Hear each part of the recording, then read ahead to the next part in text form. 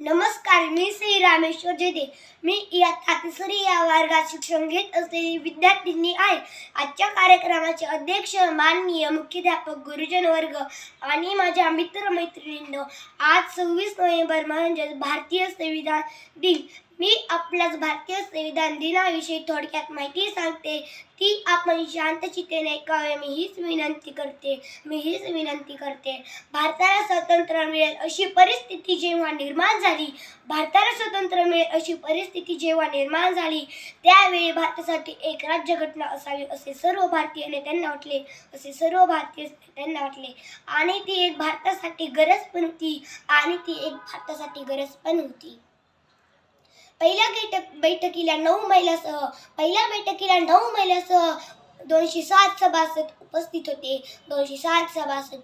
होते.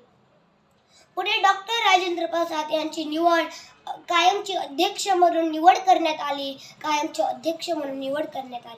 डॉक्टर बाबासाहेब आंबेडकर हे मसुदा समितीचे अध्यक्ष होते.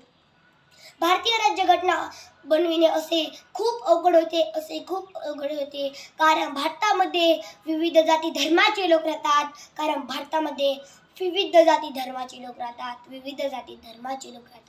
तसेच भारताच्या भौगोलिक, सामाजिक व संस्कृतीमध्ये विविधता आहे. पण या सर्वांना एकाच घटनेच्या नियमाखाली आणण्याचे काम घटकारांनी केले. सर्वांना योग्य असा न्याय राज्यघटनेच्या योग्य असा न्याय दिला. म्हणूनच तर मला वाटते माझ्या देशाची शान, माझ्या देशाचा अभिमान हे म्हणजे आमचे भारतीय संविधान. मी माझे भाषण संपविते. धन्यवाद.